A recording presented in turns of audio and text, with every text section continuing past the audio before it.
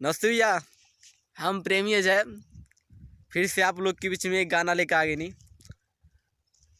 सबसे पहले हम आप लोग से कहल चाहते नहीं कि हमारी गाना के शेयर कर दे, अच्छा लगी तो लाइक करब और कमेंट जरूर करब ताकि हमके पता चल सके कि हम कैसन गाओ नहीं कैसन ना गाओ नहीं। और हमारे चैनल के सब्सक्राइब कर लें। तो ले जान आपके बीच में गाना प्रस्तुत बा। और जहरी जुदाई के तू दिहल पियाई डूबा दिहल लोरावा में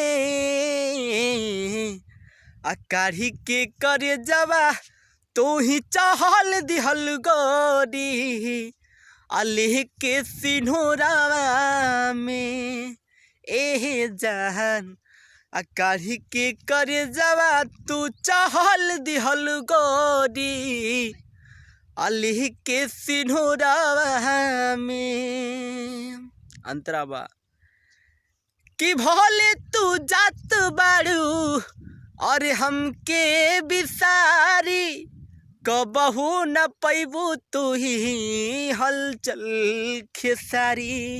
ये जान सुनो और कि भोले तू जात बाड़ू और हमके बिसारी कबहू न पैबू तू ही अजय के कलाकारी जहरी जुदाई के तू और दिहलू पियाई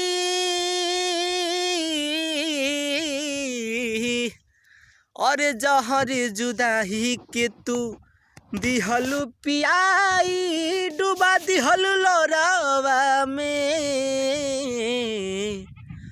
काढ़ी के करे जवा तू चहल दिहल गोरी अली के सिन्होरावा में एही जहान काढ़ी के करे जवा तू चहल दिहल गोरी अली के सिन्होरावा में।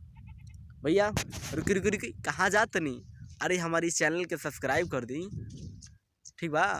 तो है नीचवा जो लौकता रेड कलर में लाल कलर में वो का बना हेतावा से टप दबा दी और सब्सक्राइब कर दी, ठीक बा? बाय।